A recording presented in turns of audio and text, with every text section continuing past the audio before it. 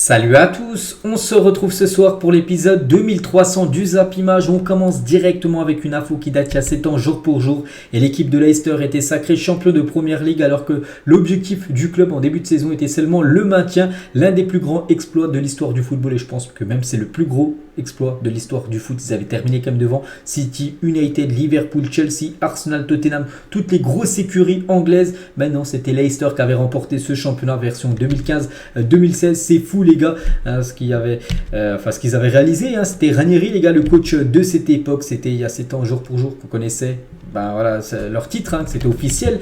Donc voilà, une saison de fou qui a révélé de nombreux joueurs au plus haut niveau comme Schmeichel, Morgan, Drinkwater, Kanté, Mahrez, Vardy. C'était tous des joueurs bien sûr de Leicester lors de cette saison 2015-2016. Regardez le duo Mahrez, Vardy les gars. Mahrez c'était 17 buts et 10 passes D lors de cette saison. Et Vardy c'était 24 buts et 8 passes décisives. Un duo en or, ce duo Mahrez, Jimmy Vardy. Donc voilà, c'était au top mondial tout simplement. Et regardez le classement les gars. Donc ils avaient terminé quand même avec 10 points d'avance sur l'équipe de Arsenal qui avait terminé 2e. C'est Tottenham qui avait terminé 3e. City les gars à la 4e position. Manchester United 5e.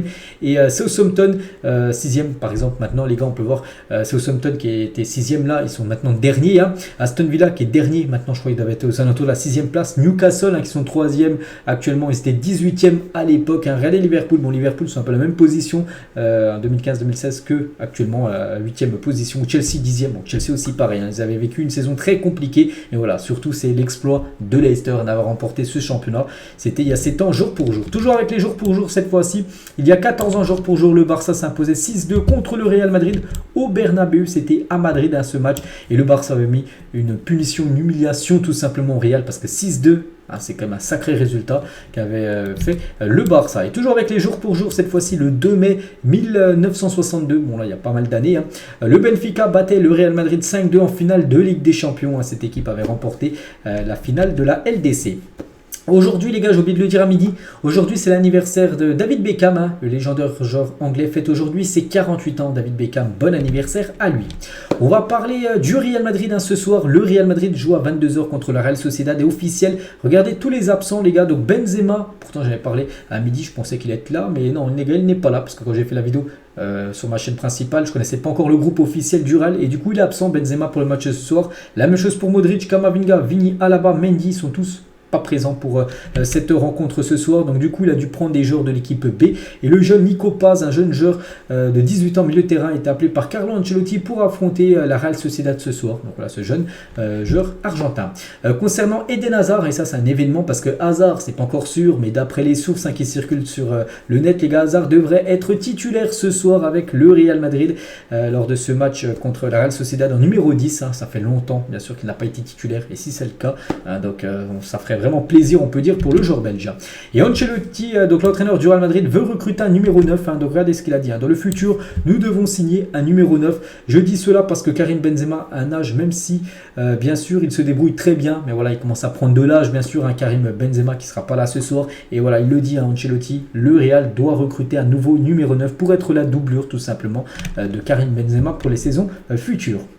Toujours avec le Real les gars, donc Luka Modric qui est forfait pour le match ce soir pourrait finalement être apte pour la finale de la Coupe du Roi. Pourtant on l'avait annoncé quasiment forfait pendant 2-3 semaines et du coup voilà, son retour pourrait être bien plus rapidement que prévu. Il était quasiment même incertain pour la Ligue des Champions et du coup il pourrait même être là samedi contre Osasuna en finale de Coupe du Roi. Toujours avec le Real les gars, Florentino Pérez est l'un des plus grands admirateurs de Rodrigo. Le jeune brésilien est l'un des petits protégés du club et du président, c'est-à-dire qu'il nous fait une saison XXL. Rodrigo qui sera certainement parmi les meilleurs joueurs bien sûr de la Liga cette saison, qui continue comme ça, lui devrait commencer titulaire ce soir la rencontre. Et toujours avec le Real les gars, regardez le maillot extérieur du Real Madrid pour la saison prochaine, mais le domicile sera un maillot blanc avec les bandes Adidas de couleur dorée et le maillot extérieur sera ce maillot avec ses couleurs bleu bordeaux on peut dire et les bandes aussi multicolores. Et pour finir avec Madrid, parce que c'est la dernière info les gars, d'après vous quel était le meilleur logo de l'histoire du Real Madrid Donc voilà tous les logos, on peut voir les dates, donc 2001 à présent c'est le logo tout en bas, le logo actuel actuel. Et je pense que c'est le plus beau, les gars, parmi tous les logos du Real Madrid. Je trouve que celui actuel, c'est celui qui a le design, on va dire, le plus beau, d'après moi. On va parler de toute autre chose, les gars. On va parler du FC Nantes qui a résilié le contrat de Younes Ben Ali suite à sa décision de disputer la Coupe d'Afrique des Nations U17 avec l'Algérie, car la compétition se déroule en dehors des dates du calendrier FIFA. Le club souhaitait garder son joueur pour la fin du championnat. Et du coup, Nantes n'a pas du tout apprécié ça.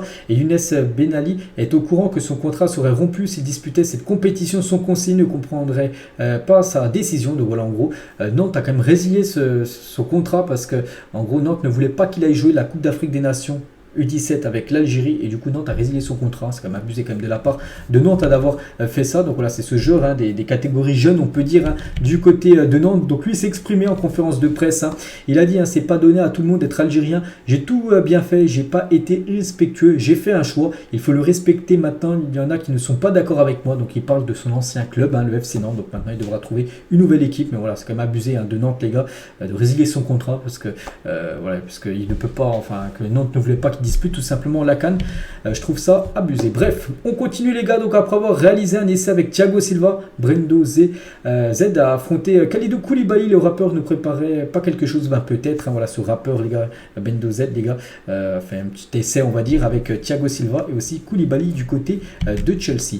La suite appartient à l'histoire. Benzema, Cristiano Ronaldo sur la même image, pas sous le même maillot, les gars. Manchester United contre l'équipe de Lyon. Et quelques années après, même 1 ou 2 ans après, les gars, les deux se sont retrouvés du côté du Real Madrid. Et après, ça a été un duo en or, bien sûr, le duo Benzema et Cristiano Ronaldo.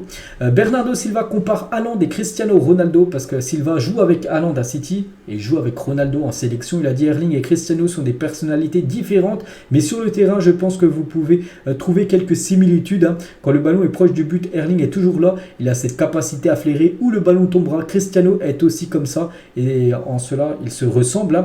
Cette fin de vouloir marquer pour aider l'équipe, ils l'ont tous les deux. Voilà, donc en gros, il y a quasiment beaucoup de similitudes d'après Silva sur Ronaldo et Erling Haaland. On va parler de Griezmann, les gars, est impliqué dans 23 buts cette saison, magnifique saison pour Griezmann. Il n'y a aucun joueur qui est plus décisif que lui dans tout le championnat espagnol. Il y a seulement Lewandowski, les gars, qui a été plus décisif, but et passe D, plus que Antoine Griezmann. Donc magnifique saison, bien sûr, du joueur Antoine Griezmann. On va parler de Benjamin Pavard. Et le Bayern est clair concernant Pavard, prolongation, mais à n'importe quel prix, ou bien une vente dès cet été. L'avenir du Français est incertain, pas sûr qu'il soit encore un joueur du Bayern Munich saison prochaine, le joueur Benjamin Pavard. On va parler de Jérôme Rotten qui s'en prend à Marco Verratti. Tu crois que la deuxième partie de saison de Verratti, elle est normale? Le match face à Lorient, il est transparent sur les 2 buts, il est responsable. Voilà ce que dit Jérôme Rotten sur Verratti. C'est que Verratti, cette saison, je pense que c'est la pire saison qu'il réalise depuis qu'il a rejoint le PSG il y a quasiment 10 ans. C'est vrai que c'est une saison très compliquée pour Verratti qui n'a pas été bon avant-hier. On se souvient aussi de son match contre le Bayern avec ses pertes de balles qui a amené au but du Bayern Munich lors du match retour. Donc c'est vrai que Verratti, les gars, il passe complètement à côté de sa saison. Des sources en Angleterre disent que Barcelone est intéressé par la signature de Wilfried Zaha sur un transfert gratuit cet été parce que ce joueur est en fin de contrat avec l'équipe de Palace en fin de saison, et du coup il intéresserait l'équipe du Barça d'après ce qui se dit du côté de l'Angleterre. Des nouvelles de Cristiano Ronaldo, les gars, serait déjà lassé de son aventure en Arabie Saoudite et songerait déjà à quitter l'équipe de Al Nasser. Parallèlement, le Real Madrid pourrait proposer un poste d'ambassadeur du club à son GOAT. Le joueur pourrait donc être amené à prendre sa retraite, donc soit prendre sa retraite après, moi je le vois pas prendre sa retraite, mais je le vois même avant cette info, les gars, je le vois comme quitter cette équipe de Al Nasser et je le vois revenir en Europe. Après je sais pas dans quelle équipe, je pense qu'il a envie de retourner en Europe. Cristiano Ronaldo, il aura fait 6 mois du côté de Al Nasser parce qu'il a dû trouver un club très rapidement après la Coupe du Monde, après, vous savez, son licenciement de Manchester United, mais là, il aura tout le mercato pour trouver une équipe de juin quasiment jusqu'à août. Donc, je pense qu'il fera son retour. Lui, son objectif, bien sûr, c'est de retrouver la Ligue des Champions. Bon, après, au Real, ça sera compliqué. Après, dans un rôle d'ambassadeur, ça peut être le cas. Mais voilà, en tant que joueur, je pense qu'il fera son retour. Cristiano Ronaldo qui quitterait cette équipe saoudienne. Concernant Messi, les gars, le Barça n'est toujours pas parvenu à trouver un accord avec la Liga pour le retour de Léo Messi. La Liga estime que la différence entre revenus et dépenses est encore énorme au Barça. Il faut que le Barça encore descende des salaires du côté de l'équipe pour que le plan de viabilité pour le retour de Messi du côté du FC Barcelone soit faisable. Et toujours tiens avec Messi, donc demain les gars, ça fera 2 ans que le Barça n'a plus inscrit de but sur coup franc direct parce que c'est un but de Messi contre Valence. C'était demain, ça fera 2 ans jour pour jour tout simplement que le Barça n'a pas inscrit de but sur coup franc direct. C'est quand même très très long pour une équipe comme le Barça qui obtient souvent des coups francs très bien placés. Koundé, Baldé et Busquets sont les 3 seuls joueurs de champ de Barcelone qui n'ont toujours pas marqué de but cette saison. C'est que bon, après il y a 2 latéraux et Busquets qui est une sentinelle, donc c'est vrai que c'est pas des joueurs portés sur l'offensif on va dire, mais voilà, c'est qu'il y a seulement ces 3 joueurs là, un joueur de champ qui n'ont toujours pas marqué cette saison du côté du Barça. De nouveaux anciens visages pourraient faire le retour en Ligue des Champions saison prochaine, de quoi bien clore le spectacle avant l'actuel format, avant son entrée en vigueur la saison d'après. Donc allez les gars, tous ces clubs, Newcastle les gars, une équipe qui a déjà joué la Ligue des Champions dans le passé, ils pourraient faire leur retour en LDC, peut-être l'équipe de Lens les gars, peut-être la Real Sociedad, peut-être la Lazio, Union Berlin, Fribourg, Union Saint-Gilloise les gars, Braga les gars, voilà tous ces clubs, Feyenoord aussi, Feyenoord Rotterdam, on pourrait les voir la saison prochaine en Champions League. On va parler de Payet et Guendouzi, une entrée qui a tout changé pour l'OM face à la Auxerre avant-hier.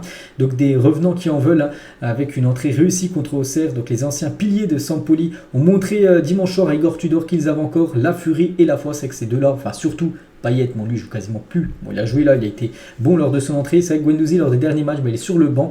Et c'est vrai que voilà, ils sont toujours tellement importants bien sûr ces deux-là du côté de l'OM. Après l'altercation entre Adil Rami et des supporters de Troyes, la direction du club va réagir. Impliqué dans une altercation dimanche avec les ultras troyens, le capitaine de l'Estac Adil Rami connaît une fin de parcours très compliquée du côté de Troyes. En plus 3 va certainement, enfin c'est sûr, descendre en Ligue 2. Et Adil Rami les gars s'embrouillent avec les supporters parce qu'ils ont perdu 1-0 3 ce week-end contre l'équipe de Nice. Et s'embrouiller voilà, avec les supporters, tout ça. Donc voilà, sa fin de saison du côté de Troyes est très compliquée pour l'ancien Marseillais. Il n'y a toujours aucun diffuseur en France pour la Coupe du Monde féminine. La FIFA n'a pas encore d'offre financière suffisante. La compétition démarre dans 79 jours. Je crois qu'elle démarre le 21 juillet prochain, là, dans à peu près 2-3 mois, bref, et il n'y a toujours pas de diffuseur en France pour l'instant. En gros, à l'heure actuelle, personne ne diffuserait les matchs de cette Coupe du Monde féminine. Donc en gros, c'est complètement fou ce qui se passe. Comme bien sûr une compétition, je pense que beaucoup de personnes pourraient regarder.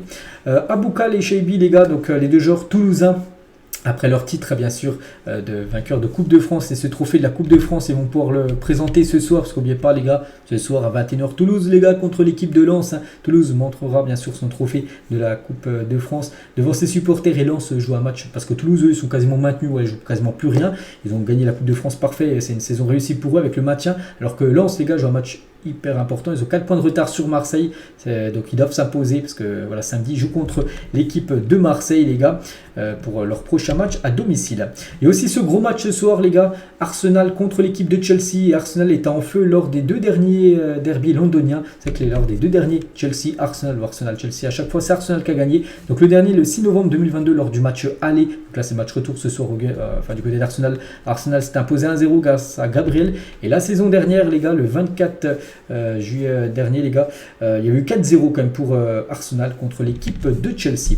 L'AS Monaco version 2016-2017, regardez une petite photo de Falcao, on peut voir Mbappé coupé, on peut voir l'autre partie de Mbappé avec aussi Bakayoko, c'était lors de les grandes années on va dire de l'AS Monaco. Le défenseur de Ligue 1 le plus sous-coté selon vous, entre Kevin Danso, Jean-Claire Todibo, Alexandro ou Chancel Mbamba, donc le plus sous-coté, je partirais comme sur le défenseur autrichien Kevin Danso, vraiment qui fait une magnifique saison, je partirais sur lui, après c'est mon choix les gars.